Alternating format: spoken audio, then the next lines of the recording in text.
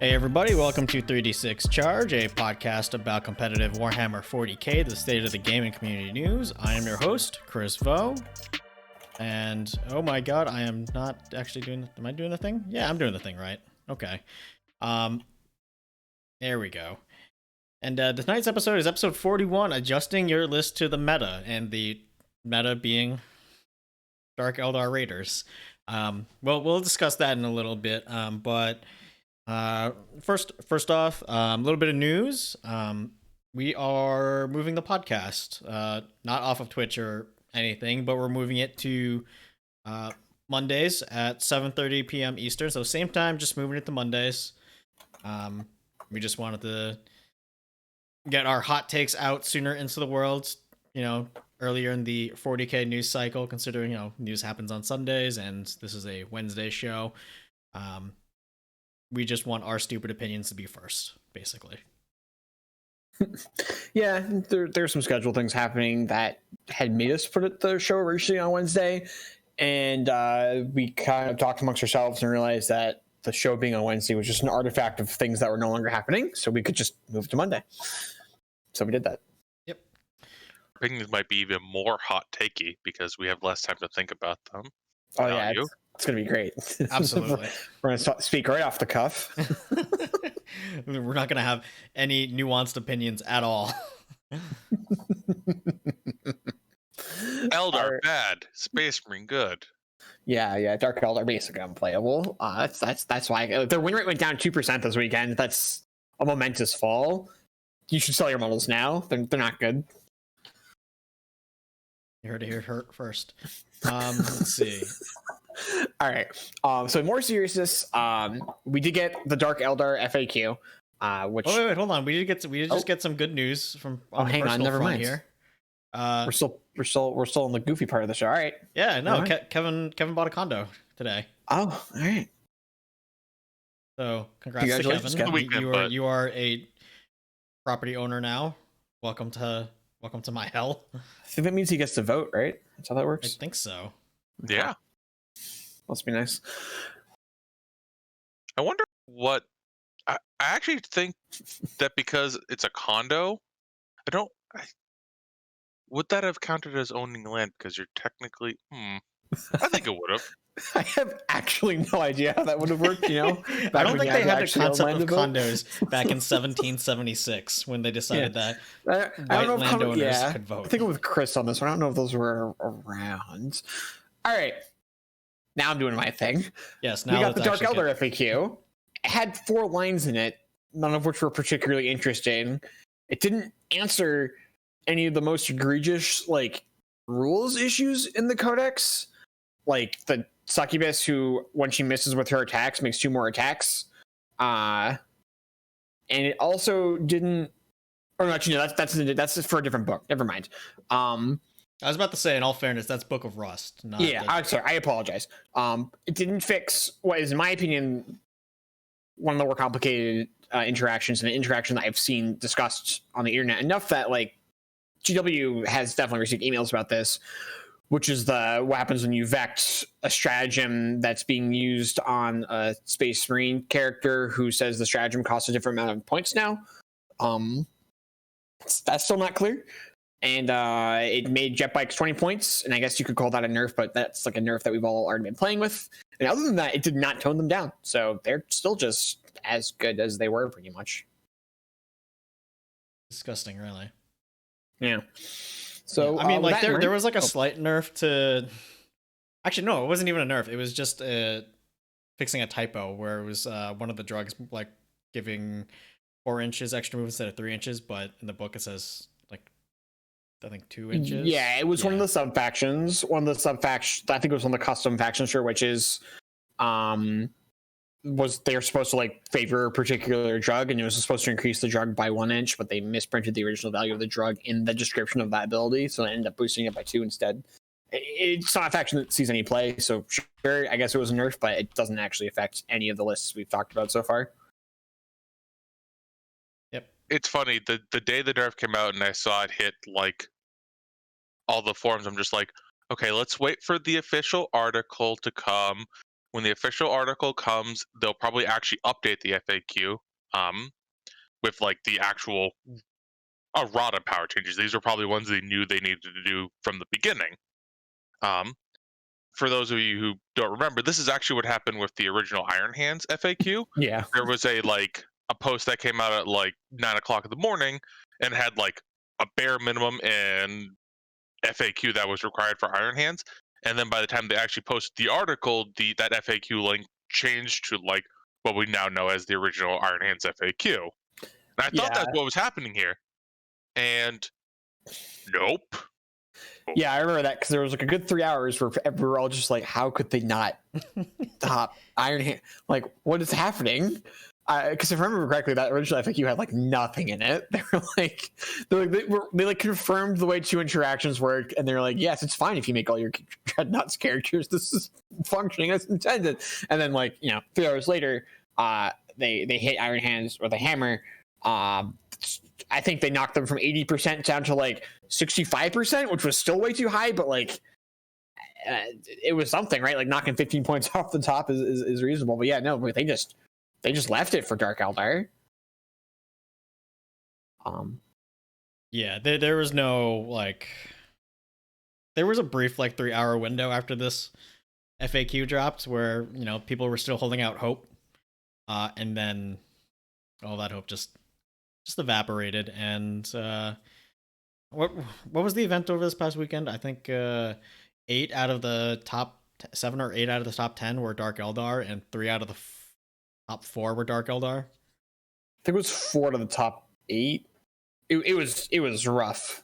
It was a lot of Dark Eldar. They were highly represented. But sorry, go ahead, Kevin. And kind of what was happening.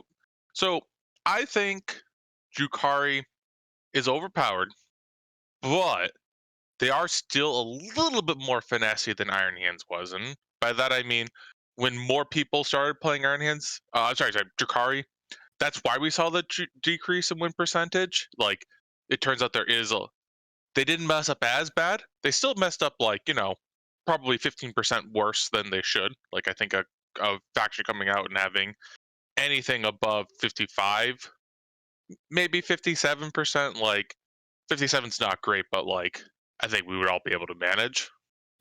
Yeah, the 400 Drukhari is lower than it was in Iron Hands, just because you can misplay them, get your transports too early, mismanage your charges, just put your dude, not have your guys in the right place to commit them, and throw games away. Whereas Iron Hands, every unit did the same thing, and they all did it so efficiently that what was your opponent supposed to do? If you remember to shoot all your guns, you're going to win. So I agree with you, Kevin. I think that we're going to start seeing that win rate go down, not necessarily because they're getting worse, because more players are picking them up, not just the super competitive players who are either already have access to them or are borrow hammering into these really killy lists. So with that in mind, you want to hop into our main topic? Yeah. So tonight's main topic, as the episode title suggests, is how do you adjust your list to a new meta. So over the past year, I think a lot of people who have gotten into tabletop sim have gotten used to, oh, there's a new meta, let me just grab an entirely new army of new models, and adjust to the meta that way.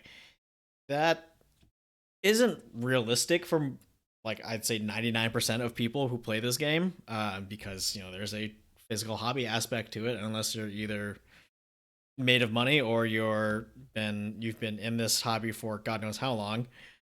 Even then, there's still new shit coming out all the time. You're probably gonna have a core element to your competitive list for a given army. I know when in 8th edition, when I was playing a lot of Death Guard, my core was 3 Plague Burst Crawlers and a Demon Prince and a Sorcerer, and then everything else I kind of move things in and out of my list based off of what I thought I might be facing. That's when I would splash in things like Thousand Suns or other Chaos Marines, stuff like that.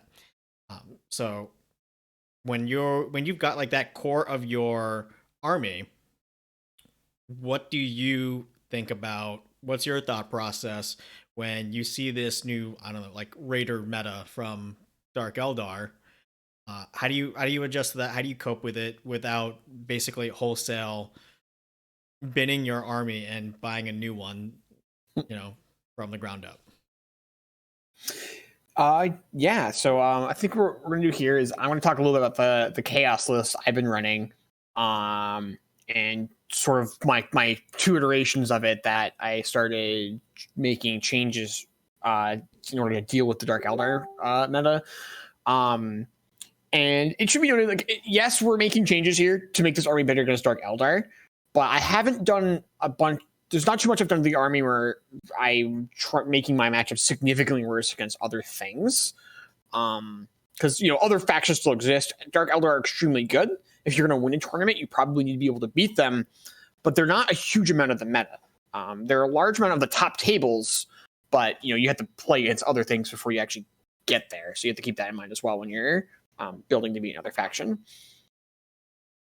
So my original chaos list that I've been fiddling around with was it's pretty similar to TJ Lanigan's list. Was Magnus the Red, although I took him as my warlord because I just wanted the command points. And I also like the relics that he lets you bring, because if you bring him as your warlord, you can actually bring a relic on a character. So it's Magnus the Red, a patrol of the Cult of Magic. So I had a Terminator Sorcerer who was on basically through a combination of warlord traits and relics, +3 to cast his first power and +2 to cast his second. And then another Terminator Sorcerer who did +1 mortal wounds with all of his power.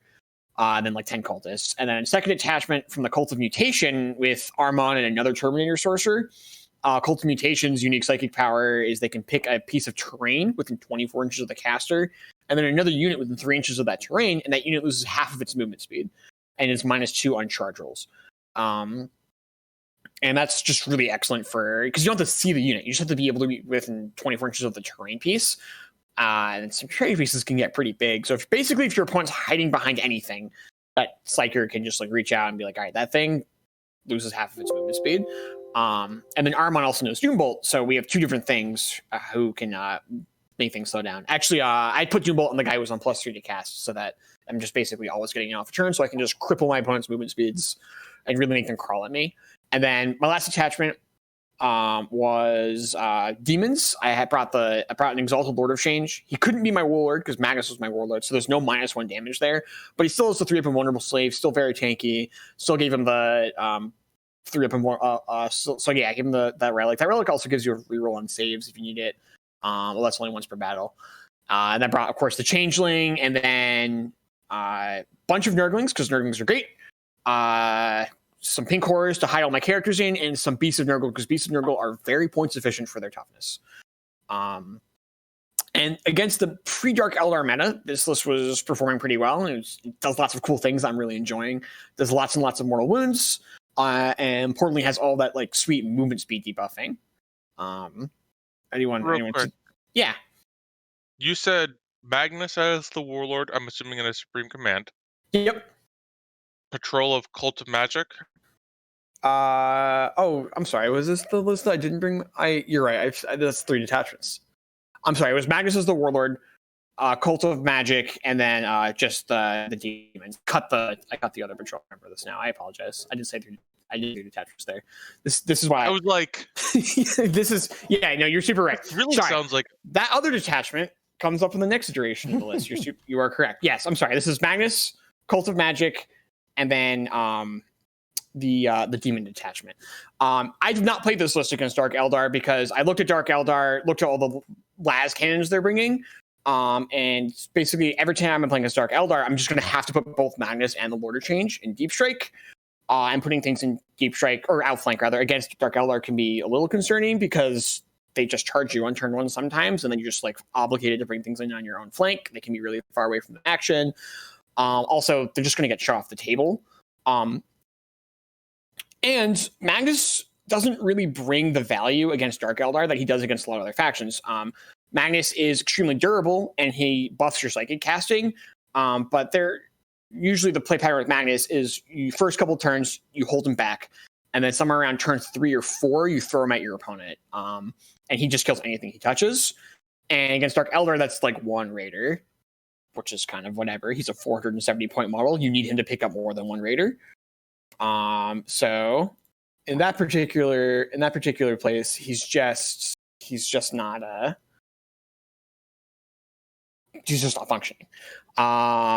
So we already cut him from the list. So I moved then to a list that was designed to give my opponent way less opportunities to use the Dark Lances. This is where I bring in that other detachment, because I was thinking, I'll bring in that Cult of Mutation detachment to make sure that my opponent's like super fast melee threats like can't get into me. So this is where I went Cult of Magic, Cult of Mutation plus a demon detachment. I cut the Lord of Change. I brought a bunch of Plague Bearers. I brought a bunch of summoning points, a bunch of psychic powers to slow my opponent down, bunch of mortal wound spam. Is this the one that you sent me? Should I bring up on screen? No, this is not that one. What happened with this list is I actually played it against Dark Eldar, and I quickly realized that I am a fool, because basically the way Dark Eldar melee functions is they start off in the transport, and then they teleport from the transport into melee combat. And you cannot debuff units inside of a transport with psychic powers. So all of my movement speed debuffs moves down, just is hitting this transport to make it move 7 inches instead of 14, which if you go first can slow down your opponent's charges a little bit, but only if you then concede the middle of the table to never go towards them and just sit in a corner, which then means you're losing the primary. Which basically means I'm bringing a bunch of psychic powers to slow my opponent down, and they don't do anything. I also brought about 500 points of summoning. I really like summoning in chaos lists. I've played summoning in sort of chaos soup lists a lot like this before. I brought a bunch of summoning points to Nova and was like pretty happy with it. And ever since then, I've kind of just like tried to fit summoning in most of my demon lists. Yeah, I think with summoning, the thing that turns most people off from summoning is just they don't have the models to do it. But if you have like the model, you have all the demons that you could potentially summon, and you can summon exactly what you need for a matchup. It has the potential to be extremely strong. Yeah, and I think 500 points of summoning is too much against Dark Eldar, because if you go second, you can end up being a melee on turn 1, and then you have to summon like behind yourself, and that's rough. But going first, you can summon like out into the middle of the table, because very importantly, Dark Eldar do not have any scouts. They do now actually with the mandrakes, but a lot of Dark Eldar players with their mandrakes are playing them a lot more conservatively. They deploy them more in their own backlines because they can also redeploy themselves. And the goal of the mandrakes are usually to like throw them at your opponent's deployment zone to like deploy scramblers and things like that. So usually they're trying to keep their mandrake safe for the first couple turns, which means they're not putting them in the middle of the table. And even if they are, it's just like 1 or 2 units. It's not like the Nurgling spam lists that are kind of completely pushing you out of the middle of the table. Speaking of Nurglings, I kind of also want to take this opportunity before I talk about my final list to talk about with both you two guys as well, to bring you into the conversation about things that just like do not work well against Dark Eldar at all. So if I've already thrown out like psychic debuffs, just don't work. You just hit the transports. You can't hit the guys in the transports. They don't care, and they just come flying out of the transports into melee combat completely undebuffed. Because the current ruling for transports is if you shoot out of a transport that has nerfs on it, you have to suffer those nerfs. But if you charge out of a transport that has been psychically debuffed, then it doesn't care. The other things that I was very unimpressed against Dark Eldar, Nurglings. Nurglings are usually excellent. They score lots of secondaries. They're obsec. But it turns out you just don't have anywhere to put them against Dark Eldar, because they're just going to put raiders on the line. And if your Nurglings are pretty much anything more than a couple inches out of your deployment zone, you're just getting charged on turn 1. The Nurglings are just dying. They're not going to do any of the things that you want those Nurglings to do.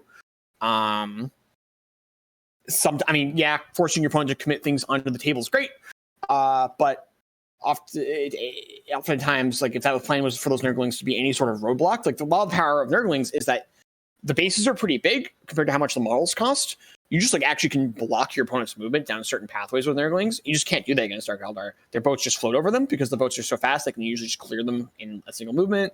The infantry just charge them and kill them. They really don't do anything. Are there any other things that you guys feel like are generally good in the meta that just like bounce off of Dark Eldar? Or not bounce off of, but are not. I think along the same. I read an interesting article. I think it was on a Warhammer about how demons, at the start of the 9th edition, were very strong, specifically like Slaanesh demons. But with the rise of Dark Eldar, a lot of the things that made demons, like mono demons, great, are kind of falling flat now. So like greater demon spam, having 3 keepers of secrets is great until there's 6 raiders with dark lances coming at you, and Slaanesh demonettes are great until you can't kill the thing first because they're just in a raider, and then they come out, and then they demonettes are all about their glass cannons, just like witches are, but at least the witches get a raider to hide in. Yeah, I feel like we could just add anything that's interested in melee combat to that list. Melee combat just matches up horribly against Dark Eldar in a lot of really awkward ways. You mentioned the raider thing, right? If you're like, oh, I want to kill your dudes, I want to like kill your melee dudes, like you end up just charging the raider, you pop the raider, the melee dudes pop out, they fight you, and then you die. Sometimes when you charge them, you just end up fighting last. They have Drukhari and multiple units of Incubi usually that can force your guys to fight last. The Raiders with the leadership debuff that their guys usually hanging out around, which also can make Drukhari's ability to make you fight last be more likely to happen. They've also got the Archon, who just has the pick a unit and they fight last thing. I believe it's a relic. And then also Cult of Strife always fights like they've charged if they start combat in melee with you. So even if you do plan on charging, really you can only charge with 1 unit because the second unit you charge with is just going to get fought against first. Which just makes melee-oriented armies really feel just bad against Dark Eldar. Yeah. And then the other thing the other crazy thing about Raiders is the way the model works. So like you deploy from the hull. So like you have to. It's essentially like a 10-inch area of like where that unit that's in it could be. Because the model's long. Yeah, Raider's like 8 inches long. You have a very large amount of area where that unit can come out, which means that pretty much no matter how you position yourself before you start smiting or shooting at the Raider, your opponent oftentimes has a place where they can put their guys coming out of the Raider that is just really awkward for you.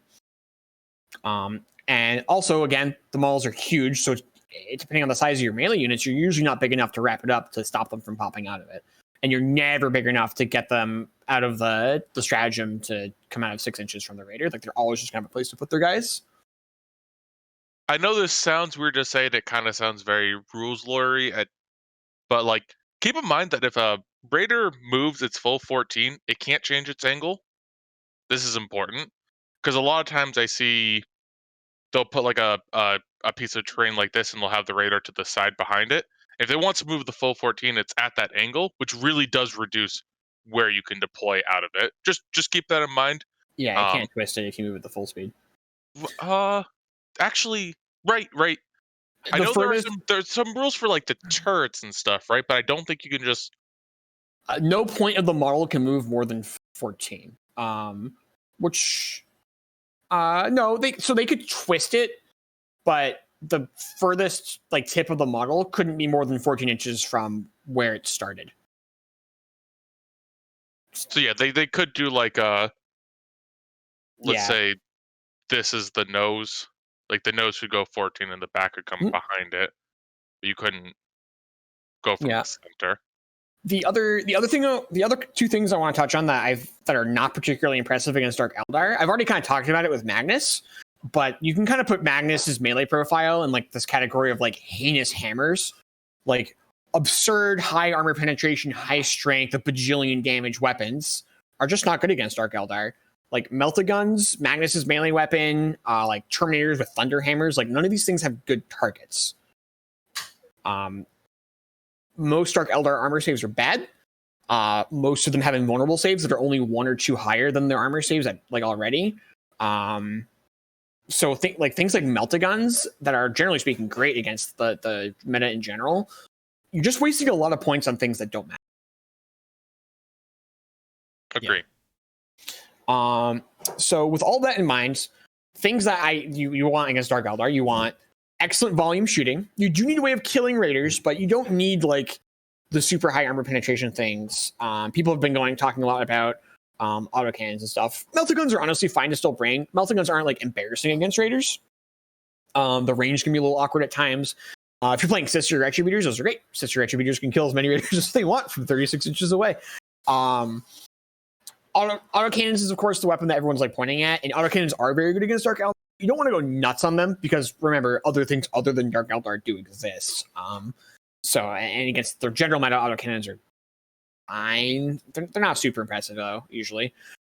But yeah, things you want: excellent low volume shooting, someone to pop raiders. If you're gonna bring melee, you gotta bring something that forces them to last. And then, what kind of defensive profiles do you guys like against Dark Eldar?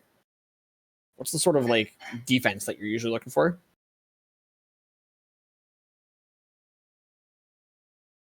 Like for my own units? Yeah, just in general. Like if you're like, all right, I need like can get hit by Dark Eldar without just falling apart. Like what's the stuff you guys are looking for?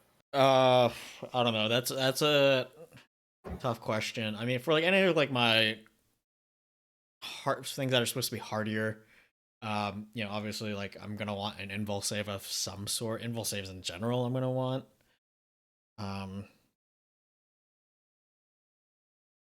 don't know. I think even like the Death Guard disgustingly resilient isn't really do too much because if you're not getting hit by Dark Lances, then I feel like you're just getting hit by a bunch of 1 damage weapons, which does nothing for DR. That's fair. Yeah, just discussing resilient is kind of underwhelming because their weapons are either damage 5 or damage 1.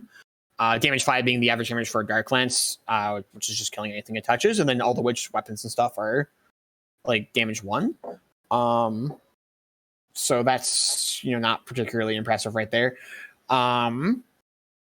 So DR is not great. High toughness is pretty reasonable though. Most Dark Eldar are striking at strength 3 or strength 4 in melee. So being anything higher than toughness 4 is like pretty excellent. Even just being base toughness 4 is like pretty good. Forcing them to spend command points to reroll their wound rolls against you is excellent.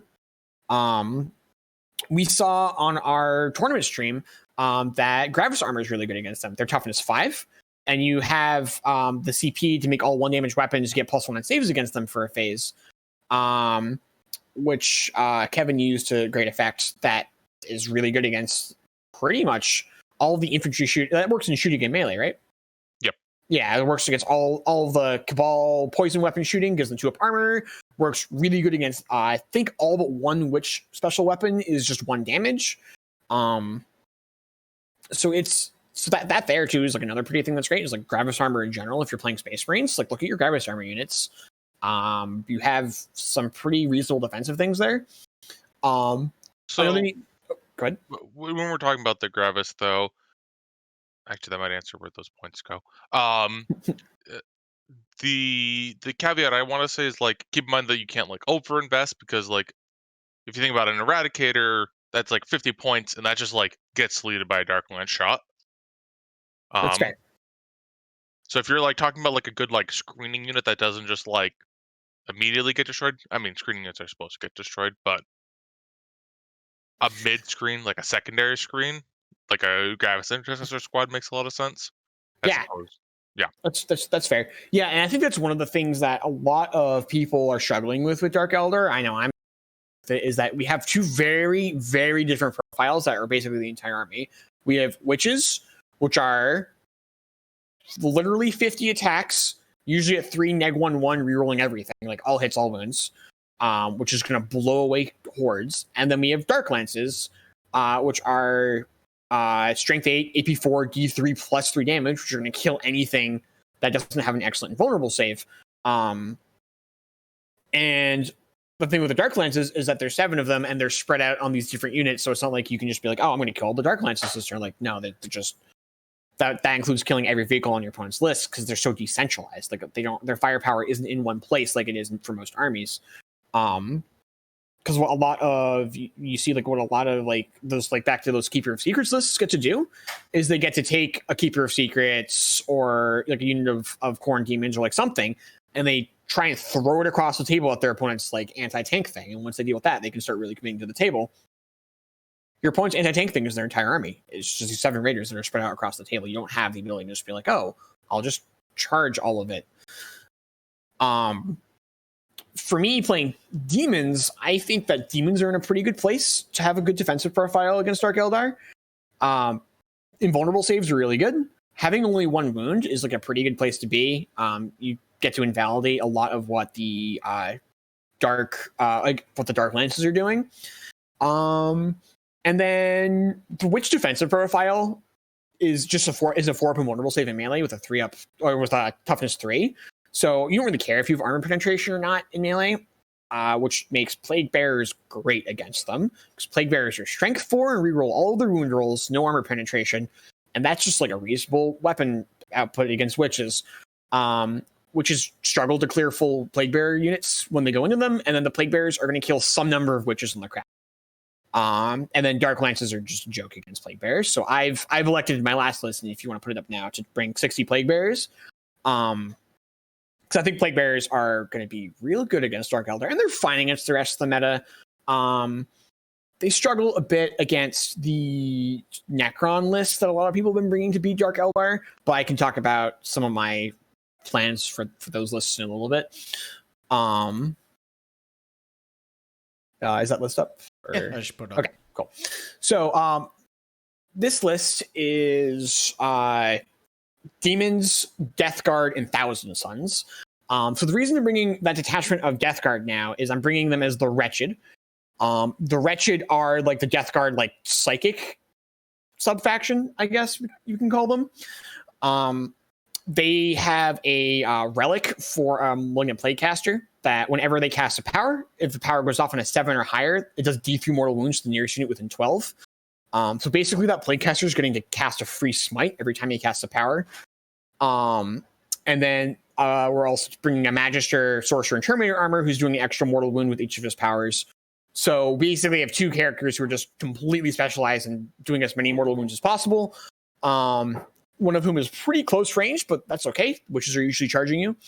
And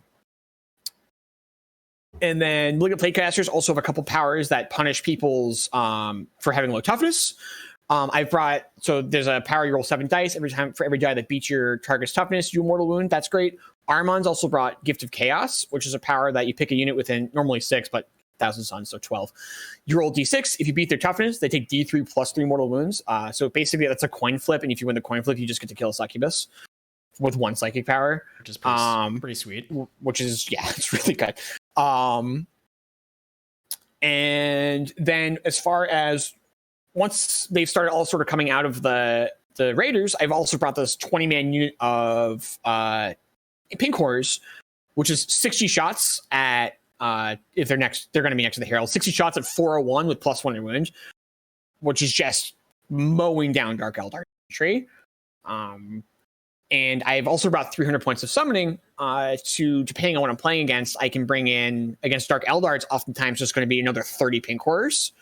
And in games where I'm going second, and I might have taken like a harder hit than I really would have liked to, I can bring in more Plague Bearers. Plague Bearers are a bit harder to summon because with the new points adjustments, their power level is 15 for 30 of them. So you're usually only going to be able to bring 20, which is a 10 power level. If they're not featuring Cult of Strife, which I'd be very surprised, I'd bring in Flamers because Flamers are actually impossible to charge. You just spend a CP and they kill whatever your opponent pointed at them. Which is another thing that this does pretty well with the horrors. It really forces your opponent to always be spending those command points to be turning off your Overwatch, because anytime they don't, if they let a horror unit shoot Overwatch at witches, those witches are just gone. Like, witches don't have good saves against shooting attacks. And I think that's also a thing that people should be thinking about too in their lists is, do my screen units significantly threaten a witch unit with Overwatch? Hopefully the answer is yes, because being able to force your opponent to spend that CP every time they want to declare a charge is important. Dark Eldar command points just translate into damage, and you want to be able to turn that. You just want to get as many of them out of your opponent's list as possible. And as far as the rest of the meta goes, like this list and the rest of the meta, I'm pretty happy with where it is. A lot of the rain lists are just going to completely fall apart with the amount of mortal wounds I do. There's just not really a lot of there's not a lot of like infantry spam lists that can take the amount of damage that this list does. Like that plague caster is doing 8 mortal wounds a turn. The buffed up sorcerer is oftentimes actually killing characters. And actually, I should probably talk about my secondaries for a second.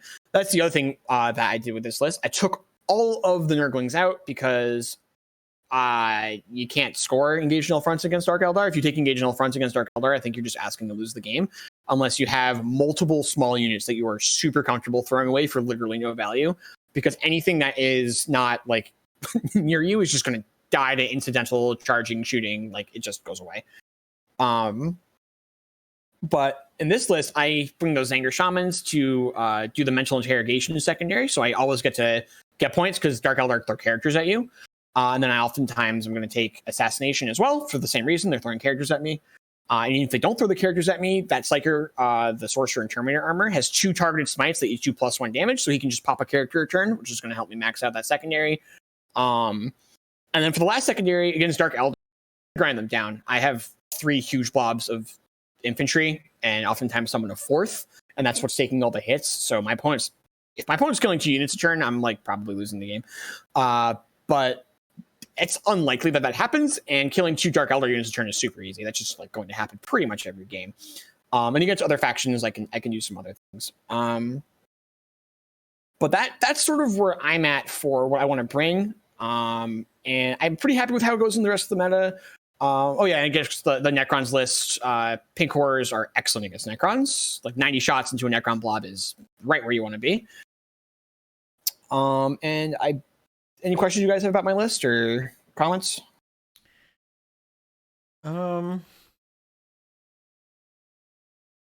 So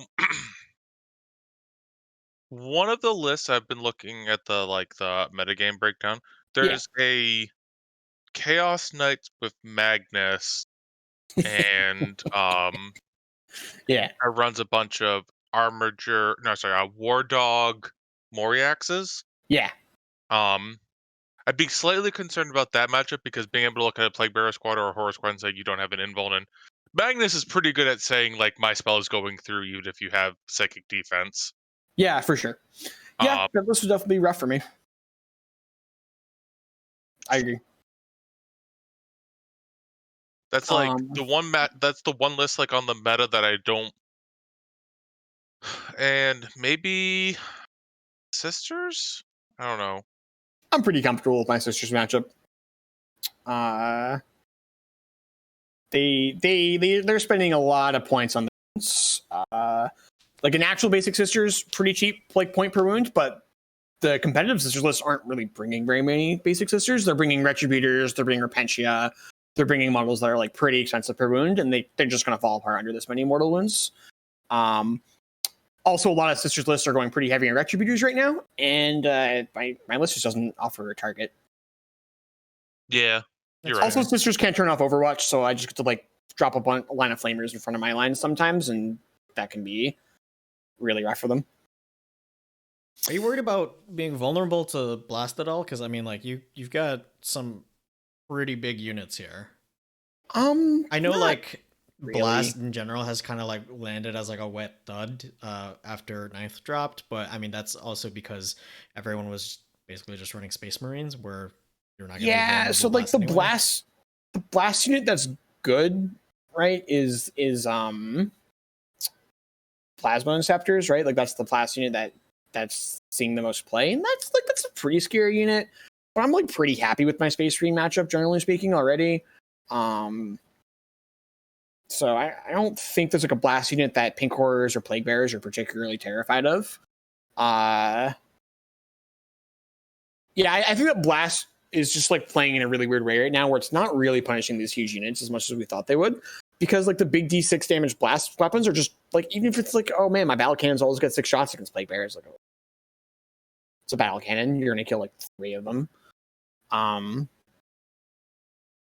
Yeah, I don't know. I just haven't really seen blast be particularly prevalent. So no, not really. Okay. And all right, so as a quick aside, doesn't mean I still like the idea of blast and how it actually played out. oh yeah, blast is an I- excellent mechanic. And it's a useful toggle that they can like horde get too good, they can decrease cost of blast weapons and make people Yeah, want to no, take them. it's I think definitely it's a useful lever that they can pull. Yeah, I think blast is an excellent mechanic. Yeah, so generally speaking, I like my matchups against most things. I agree that like if my opponent puts a Magnus on the table and starts turning off invulnerable saves to like things with a bunch of like basically Tesla shots, yeah, that's literally my nightmare scenario for this list. I'm not 100% sure what I'd be summoning in to like try and deal with that. There's not like a lot of good answers because Magnus is casting his powers from so far away. It probably involves trying to I just like I have to go after those Tesla guns, right? I just have to do my very best to like pop those. Probably summoning flamers at them. Flamers do an unbelievable amount of damage because for command point, every 6th that you roll the wound is a mortal wound, which means the 9-man squad is doing like 5.5-ish mortal wounds on average, and combine that with also all their AP1 like wounds that you're going to go through. Like they can kill a baby knight. and by the way, I'm not just like pulling out a faction to try to target you. I was just looking at the 40k stat centers, like top factions that are doing well, and like Renegade Knights have not a crazy amount of games, but enough games to like I kind of trust what their data is showing. Yeah, that list sounds real to me. Like I think that list sounds good. I actually was completely unaware of it when I wrote this one, and I do agree that I probably fall flat on my face against it. We'll have to see what I could do about it. I don't know if there's a lot because Magnus is always going to be able to fight. What's Death Hex's range? He'd be inside of a Deny the Witch range, but he's +2 to cast rolling once. He's probably going to get it off. I'm probably not going to be able to stop him. So, yeah, that matchup's probably bad. But I like where I am against everything else, and I think it's hard to be like, oh, I have a positive matchup against everything. So yeah, there we go. That's the thing I'm bad against. But I just look at like the list of things that I think you're probably going to do right now in the meta is you want to offer awkward targets for either one or both of the Dark Eldar sort of weapon profiles, and I think both's impossible. So you got to pick one. I picked the lances. My normal dudes are not excellent for their melee targets because of the invulnerable saves, but they're not awful. Like it's a reasonable thing to throw melee at. But I'm not like a guardsman or a marine, which is I think the actual targets that Dark Eldar are really happy to throw attacks against. And then I think the big thing is secondaries. I think that you have to really reconsider which secondaries you're listing against Dark Eldar. A lot of factions are starting every game going like, oh, I just take engage in all fronts and deploy scramblers against every single list. You just can't do that against Dark Eldar. Dark Eldar are extremely capable of just never letting you deep strike inside the deployment zone with infantry, no matter how small your squads are. And if you're engaging on all fronts, you're losing every unit that you throw out every turn. Yeah, which by the way, I think is super annoying for factions that don't have their codexes, because like the reason why a lot of factions are taking those is because like they don't have their own. Yeah, they don't have a good secondary to take. Now Dark Eldar does offer both Headhunter and Grind Them Down as like a reasonable secondary to take against them, but you have to make sure that you're building a list in a way that it can take advantage of those, because you can very easily build a list that can't grind them down against Dark Eldar because you brought more units than them. Or a list that if you take Headhunter, you don't have a way to reach out and grab the last couple of characters. They're going to throw their 2 succubi at you and then let you have 6 points on a secondary. All right. And I think we have another list that you wanted to go over, right, Kevin? Yeah. Yep. Yeah. So let's look at another list that is reasonable against the meta, but really built with Dark Eldar in mind. I've been talking most of the show, so I'm going to let Kevin take it away now. Real quick, speaking of the 40k stat center, before we get into this, what win percentage do you think Crimson Fist have right now in the Drukhari? Ooh, against Dark Eldar specifically? No, in general. What's their total average win percentage? I'd say In- 48%. Uh, Crimson Fists. You want to remind everyone at home what Crimson Fists are? Okay, so Crimson Fists are an Imperial Fist subchapter, successor. They have 6 hit with bolt weapons are 2 hits, and whenever a unit is shooting at one of their units is shooting at an enemy unit, if that enemy unit has 5 more models than the unit doing the shooting, that unit gets +1 to hit. Vehicles are counted as 5 models for this rules purposes.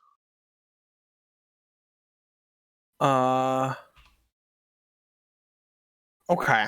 And when you say vehicles count as 5 models, you mean the Crimson Fist vehicles count as 5 models, right? Yes, sorry. Okay. Cool. It's very So interesting. they are a they are an Imperial Fist successor, so it can't be good, right? I'm gonna say like No, 40. I mean like on our tier Oh, list but against a few Dark weeks ago, we Eldar- said that even though Imperial Fists are like the bottom of the barrel when it comes to Space Marines, they're still Space Marines. Yeah, but I think we may have been wrong.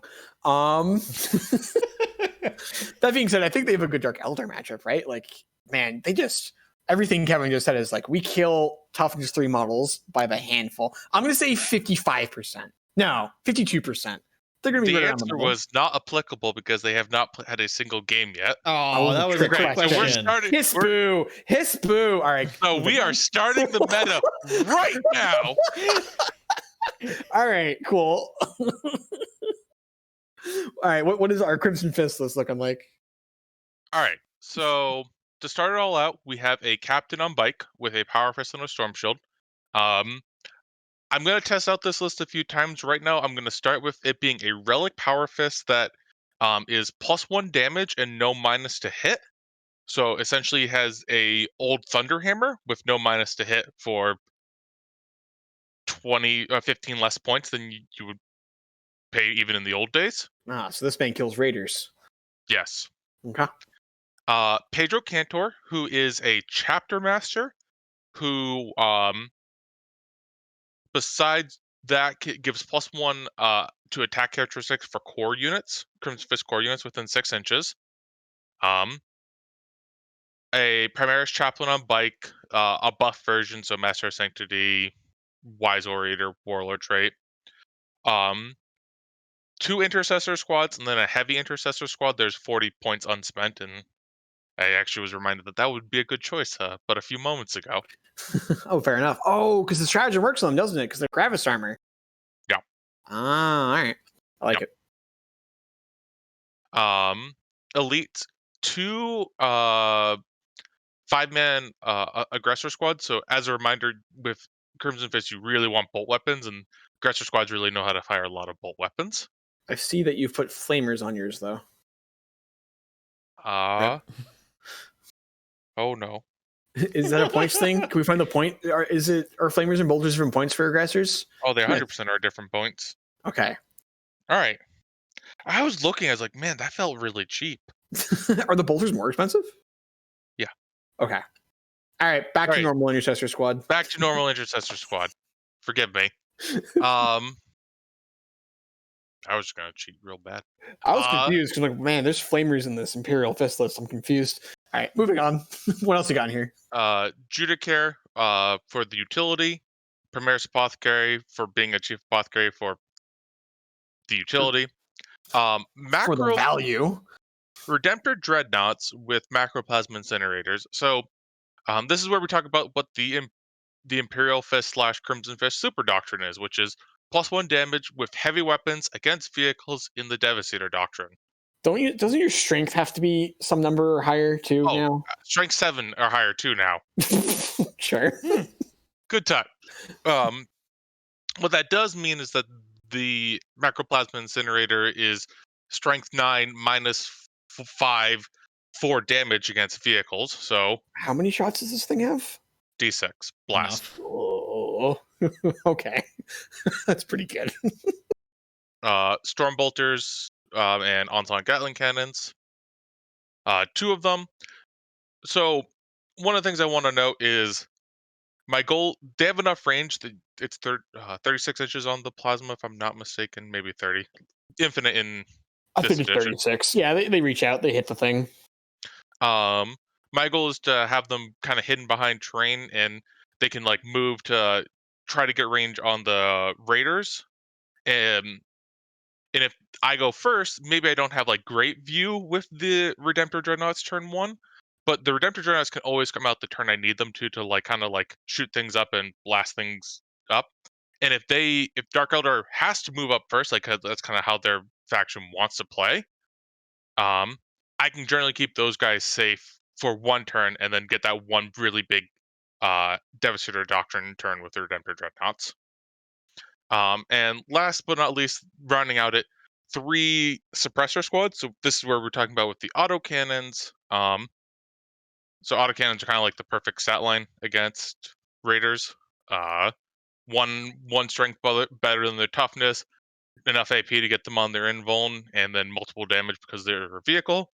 But critically, this is strength 7, so this does qualify for that increased damage. A suppressor squad on average does 7 wounds to a raider. What's a suppressor squads have weird autocannons now, right? What's the profile on that now? Heavy 3, strength 7, neg 1, 2. That's a good profile. Yeah. And heavy 3, strength neg 1, 3, really good against like just blasting through some vehicles. So if you go first, you're killing 3 raiders. Yeah. I can. And I think that's the magic number. I think if you can kill 3 raiders if you go first, you're in a good place. Of course, you have to have a plan for going second, but that's fine. This is where I'm talking about. The dreadnoughts have enough movements, and the suppressor squads. When I'm calculating the math, I'm assuming that I'm getting the -1 to hit for the first turn, and Yeah. that 7 damage is with the -1 to hit, which is the worst it could possibly be. Yeah, it's pretty good. And it's going to be really hard to hide all those raiders behind terrain. Almost impossible baseline. But even if they had like some like maybe you could see it from angle, suppressor squads move 12 inches. Like Yeah, they usually put some number of raiders in outflank, especially if they're playing Cabal the Poison Tongue. But that could be seeding the table to you, which, given the number of like flamethrowers and stuff in your list, could be rough. Yeah. I really like the combination of Pedro Cantor, the Justiciar, and then like just all the tree, because it just means that like even your basic intercessor squad are like punching witch squads to death. And the Justiciar lets you ignore all the nonsense like Dark Eldar always fight first thing. He just puts you back on the even ground of like, we'll fight like normal people one at a time. And your intercessor squad is just like kill a witch squad, and that's great. Yep. And you might be saying, well, a lot of what I said could be. I mean, obviously, Pedro Cantor is unique to Crimson Fist, but why not just play Imperial Fist? Generally, you would think the +1 to hit is worse than ignoring cover because ignoring cover is good against Marines. A lot of my guns here already baseline just good against Marines. I agree. And I'm looking where the meta is also going. We hear about this Necron warrior spam list as a potential counter to Drukhari. We think about your list. That +1 to hit against big squads. That's where I'm expecting like it's. I'm building for beating Drukhari, but I'm also building for what I'm thinking other people are going to try to build to beat Drukhari. Yeah, the extra +1 to hit is gonna be real good. Especially on the aggressor squads. Pew pew. Yeah, that aggressive squad's just gonna pick up the Drukhari like or the Necron lists. Like it's not a problem. Yep. Um.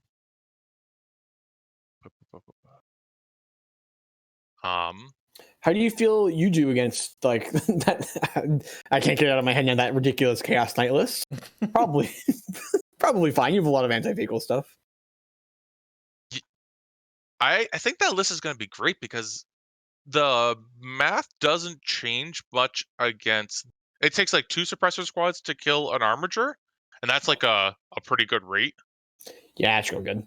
And the Redemptor Dreadnoughts, if like I'm willing to spend a command point on maybe rerolling a low plasma shot, they probably like pick up a thing apiece.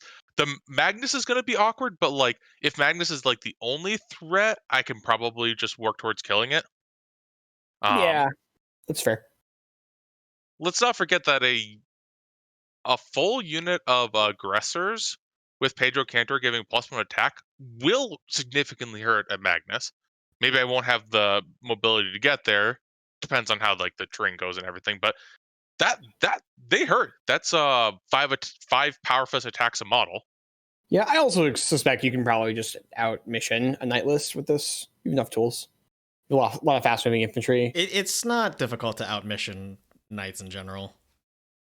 Yeah, I mean, you're not wrong.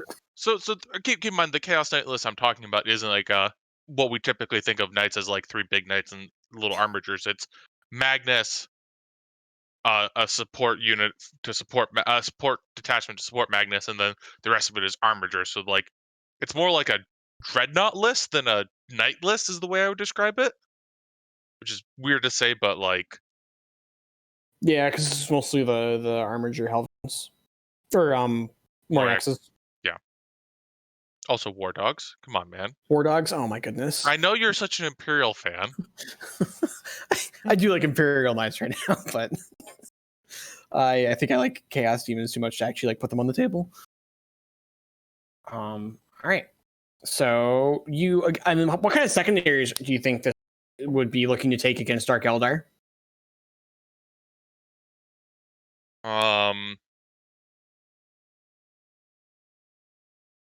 I think I have a really good killing potential and really good ways of punishing their min-size squad. So, thin their ranks, right? No, not Grind them down. grind them down. Yep.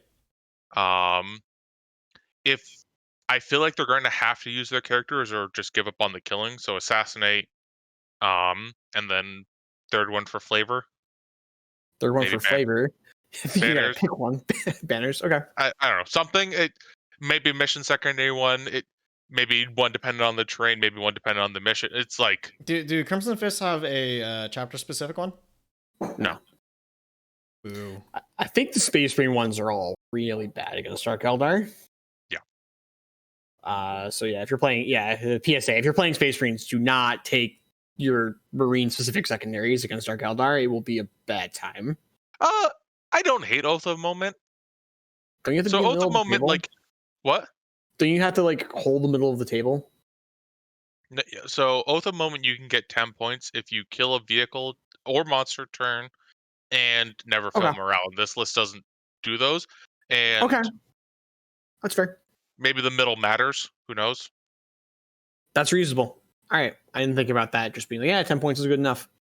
Yeah, it's not like the 15 we know Oath to be kind of silly with, but it's like, I could probably argue like it's always going to be 12. Like, I can easily send one squad to the middle that like probably isn't even worth them spending their time, especially if the damage ratios go the way I'm hoping they will. Obviously, need to play some games, but All right.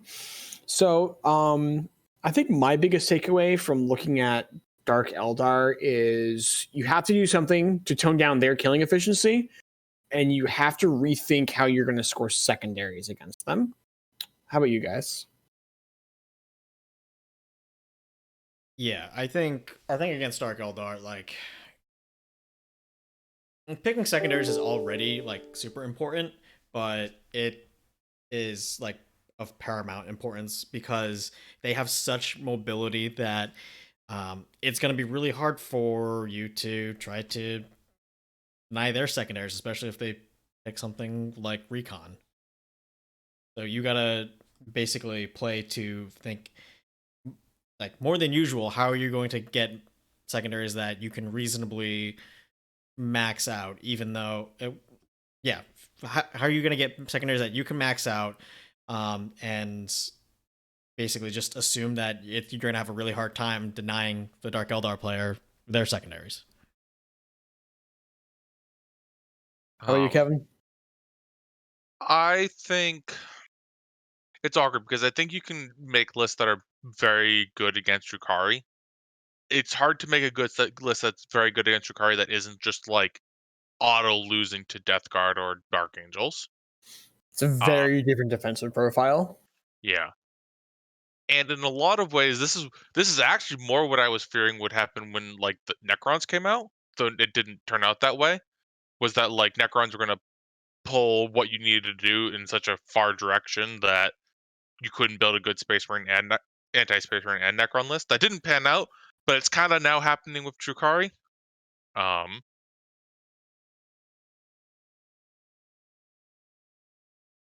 Yeah, I agree. I think that Drukhari is very different from the other codexes that have come out so far, not just like in a parallel wise, but from a playstyle wise.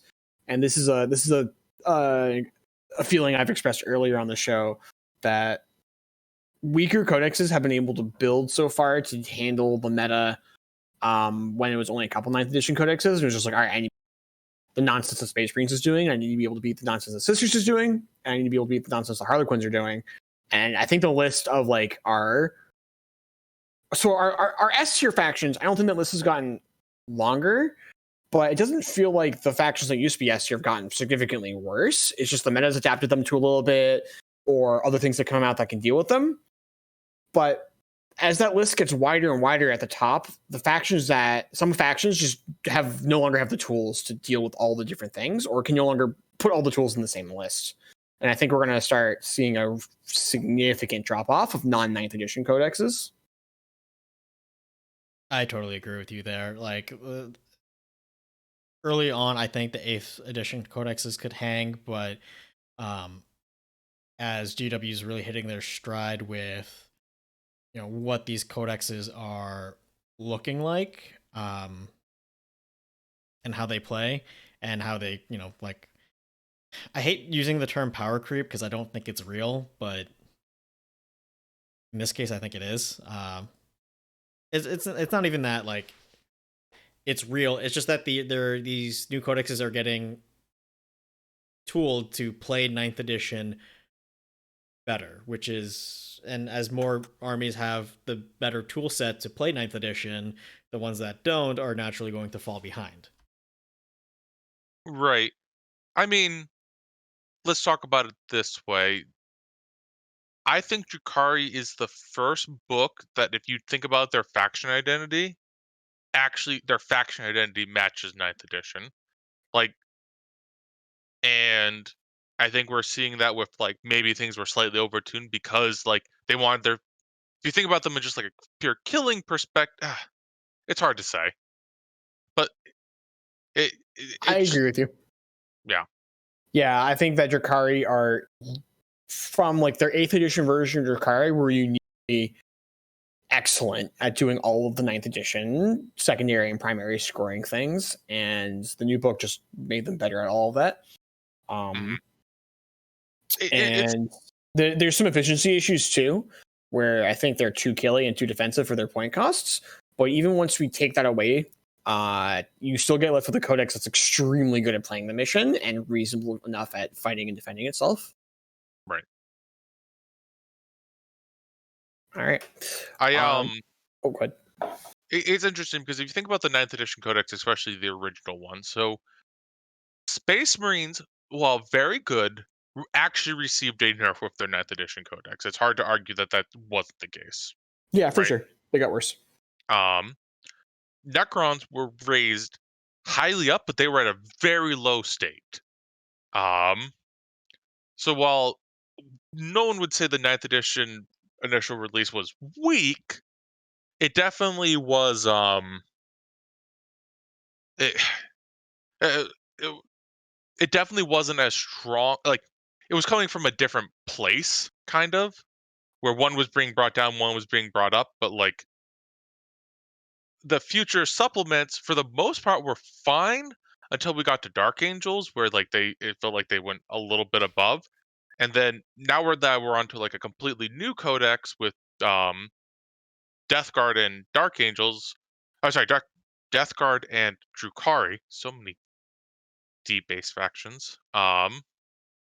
It feels like they're just like, I don't know, they're trying to find their own place in the meta, and sometimes finding your own place in the meta makes yourself like push other things out or be too powerful. That's fair. All right. So I think that's everything I had to say about how I feel about building with Dark Eldar in mind. Just one last reminder, other factions exist. You will in fact play more games against not Dark Eldar than Dark Eldar, playing at the top table most of the game. So like, make sure your Dark Eldar adjustments are not, knocking you out of contention to be other things. Yeah, remember, other armies exist. You might tool up the perfect army to beat up Dark Eldar for a 5-round GT. You might go the first 4 rounds not fighting Dark Eldar. Yeah. And hey, you might even win, but like even if you win all 4, if you tool explicitly for fighting Dark Eldar, it might be an uphill battle for you. All right. Kevin, any parting thoughts? I'm so excited about my condo. Fair enough. All right. Are you gonna have a Warhammer room in there? Are you gonna get like a build a table for wargaming? Oh, absolutely. I have an entire. There's a basement. I have an entire floor dedicated to it. Sick. Should be good. We got to get you some terrain as a housewarming present then. Yeah. Ooh. I own 2 tables worth of terrain. Okay. Well, we're gonna very selflessly donate you a forest so that we can hold a Warhammer tournament in your basement. To totally for you. Nothing to do with our own monster needs. Do you have a mat for your table? Yes. But I don't have a 9th edition mat. I only have 8th edition mats. Did you cut it or tape it? I have done neither because it's been locked in a game club since since 9th edition started. I forgot that 9th edition has been a virtual edition because we can't play real games. All right. I think at this point, we should probably be looking at signing off. What do you guys think? Yeah, I think we've covered everything. All right. Yeah, so just as a reminder, next week, podcast is on Mondays. Same time, same channel, but just on Mondays instead. Just want to try to get ahead of the news cycle. I've also started doing some painting videos for our YouTube channel. If you want to check that out on YouTube, 3 to 6 Charge is the channel name. I got a tutorial out on painting up some quick and easy poxwalkers in case you've got like 4 dozen of them to paint like I do. Yeah, Chris's armies look great, so definitely check those out. These ones don't. These ones look okay. Oh, okay. Way to advertise yourself, Chris. Hey, I said it was quick and easy, not Golden Demon winners. All right. I'll probably be doing a Plague Marine one soon because that's what I'm painting. So I may as well fucking record myself doing it and make a video out of it for that sweet YouTube money. That's just a joke. Right. We haven't made this whole podcast endeavor costs me money. Well, I appreciate it because I'm having fun. I am too. That's why I keep paying for all of this stuff. Anyway, thank you everybody for tuning in. This has been the 3D6 Charge podcast. Thank you very much to my contributors, Kevin Lieb and Benjamin Rubenstein. I just realized now that I didn't introduce you guys in the beginning, but whatever. I think our listeners know who you are by now. Pretty sure you did. Yeah, we're on Mondays. Check out the YouTube. In the meantime, don't roll any ones. Don't roll ones.